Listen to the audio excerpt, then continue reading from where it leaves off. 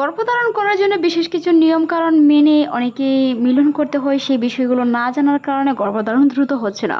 অনেকে এসে সিমেন্ট বা বীর্য বের হয়ে যাওয়ার কারণে গর্ভধারণ হচ্ছে না, তবে সেটি কীভাবে বেরিয়ে যাচ্ছে বা কখন কিভাবে কোনটি করলে বের হবে না, আজকের এই ভিডিওতে আলোচনা করবো কয়েকটি বিষয় নিয়ে আলোচনা করার সাথে সাথে কয়েকটি কমেন্টের বিষয় নিয়ে আলোচনা করবো। আশা করছি ভিডিওটি মনোযোগ সহকারে দেখবেন। অনেকেই আছেন মিলন করার পরই ফ্রেশ হতে চলে যান, সেটি হচ্ছে সবচেয়ে বড় ভুল। বিশেষজ্ঞরা বলে থাকেন একজন যখন গর্ভবতী হতে চায় তার বীর্য বা সিমেন্ট জরায়ুতে প্রবেশ করার জন্য অবশ্যই নির্দিষ্ট একটি সময় দিতে হবে, আর সেটি হচ্ছে সহবাসের পর।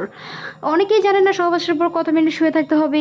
অন্ততপক্ষে 15 থেকে 20 মিনিট পর্যন্ত শুয়ে থাকুন, তবে তারই মধ্যে কিছু নিয়মকানুন রয়েছে। যদি কোমরের নিচে একটি বালিশ দিয়ে দেওয়ালে পা দুটি সোজা করে রেখে ঘুমাতে পারেন, অন্ততপক্ষে 20 মিনিট পর্যন্ত ফ্রেশ না হয়ে, অর্থাৎ যেভাবে মিলন হয়েছে তারপর নড়াচড়া না করে কোমরের নিচে একটি বালিশ দিয়ে দেওয়ালে পা দুটি সোজা করে রেখে অন্ততপক্ষে 15 থেকে 20 মিনিট রাখুন, যেন বীর্য বা সিমেন্ট সহজে জরায়ুতে প্রবেশ করতে পারে। কারণ বিশেষজ্ঞরা বলে থাকে ডিম্বস্ফোরণের সাথে সাথেই গর্ভধারণ হবে এরকম কোনো বিষয় নেই, তবে যেন আপনার বীর্যটি বেরিয়ে না যায় সেই বিষয়গুলো খেয়াল রাখতে হবে। অনেকে আছেন বীর্য বা সিমেন্ট পাতলা হওয়ার কারণে উঠে দাঁড়ালেই সেটি বের হয়ে যায়, ফ্রেশ হতে গেলেই সেটি বের হয়ে যায়। অনেকে সেটি খেয়াল না করার কারণে দ্রুত গর্ভধারণ হচ্ছে না। উঠে দাঁড়ানোর সাথে সাথে বীর্যটি যখন পাতলা হয় বেরিয়ে যায়, সেটি অনেকে অনেক রকমভাবে নিতে পারেন, তবে মনে রাখতে হবে অবশ্যই মিলনের পর সাথে সাথে ফ্রেশ হতে চলে যাবেন না, যেটি সবচেয়ে বড় ভুল। গর্ভধারণের জন্য অন্ততপক্ষে 15 থেকে 20 মিনিট পর্যন্ত শুয়ে থাকুন, যেন বীর্যটি আপনার সহজে জরায়ুতে প্রবেশ করতে পারে।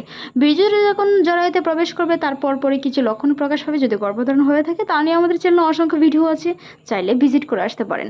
মনে রাখতে হবে সহবাসের পরে পুষ্টি সমৃদ্ধ খাবার, এমনকি সহবাসের আগেও পুষ্টি সমৃদ্ধ খাবার খেতে হবে, যেন সহজে জরায়ুতে রূপিত হতে পারে। বীর্যের গতিশীলতা বেশি হয়, তাই সহবাসের বা মিলনের আগে অবশ্যই সেই বিষয়গুলো খেয়াল রাখতে হবে। খাবারের প্রতি জোর দিতে হবে, বিশেষ করে গরম দুধ, ডিম কিংবা বিভিন্ন ধরনের পুষ্টি সমৃদ্ধ খাবার, যেগুলো অল্প পরিমাণে খেলেও বিভিন্ন ধরনের পুষ্টি পাওয়া যায়, সেই বিষয়গুলো খেয়াল রাখতে হবে। মনে রাখবেন গর্ভধারণ করার জন্য অবশ্যই ফ্রেশ হতে চলে যাবেন না, অন্ততপক্ষে 15 থেকে 20 মিনিট ওয়েট করে তারপর চলে যান। দ্রুত গর্ভধারণ করার জন্য ডিম্বস্ফোরণ খুবই গুরুত্বপূর্ণ। মাসিকের মাঝামাঝি সময়ে ডিম্বস্ফোরণ হয়ে থাকে। যাদের অনিয়মিত মাসিক তাদের বিশেষ কিছু লক্ষণের মাধ্যমেই বুঝতে পারবেন ডিম্বস্ফোরণ হয়েছে। যাদের নিয়মিত মাসিক অর্থাৎ 28 দিনের সাইকেলের ভিতরে মাসিক হয়, নিয়মিত মাসিক প্রত্যেক মাসের একই নির্দিষ্ট টাইমে মাসিক হয়ে থাকে, তাদের ওভুলেশন টাইমটি হয়ে থাকে 13তম দিন থেকে 18তম দিনের ভিতরে। বাজারে বিভিন্ন ধরনের ওভুলেশন কিট কিনতে পাওয়া যায় ফার্মেসি থেকে, সেগুলো কিনে এনে দেখতে পারেন ওভুলেশন টাইমটি হয়েছে কিনা। সেই সময় সহবাস করুন এবং সহবাসের আগে এবং পরে সেই নিয়মকানুনগুলো মেনে চলার চেষ্টা করুন। অন্ততপক্ষে গর্ভধারণ করার বা পিরিয়ড মিস হওয়ার আগ পর্যন্ত বাড়ি কোনো কিছু বহন করা থেকে বিরত থাকুন। দূরে কোথাও ভ্রমণ থেকে শুরু করে বিভিন্ন ধরনের ব্যথানাশক বা অ্যান্টিবায়োটিক ওষুধ খাওয়া থেকেও বিরত থাকুন। দ্রুত গর্ভধারণ করতে চাইলে সেই পদ্ধতিগুলো মেনে চলতে হবে। আপনার সিমেন্টটি বেরিয়ে না যায় সেই বিষয়গুলো অবশ্যই খেয়াল রাখতে হবে। পর্যাপ্ত পরিমাণে পানি নিশ্চিত করতে হবে, পর্যাপ্ত পরিমাণে সুষম খাদ্য এবং শাকসবজি প্রচুর পরিমাণে খেতে হবে। মনে রাখবেন যেন বীর্যটি ধরে রাখার জন্য জরায়ুতে কোনো ধরনের চাপ সৃষ্টি না হয়, সেই বিষয়গুলো খেয়াল রাখতে হবে। বিভিন্ন ধরনের গরম পানির পর দিয়ে ছেঁক নেওয়া থেকে বিরত থাকুন। ভালো থাকুন, সুস্থ থাকুন। ভিডিওটি এই পর্যন্তই। ভালো লাগলে সাবস্ক্রাইব করুন। ধন্যবাদ।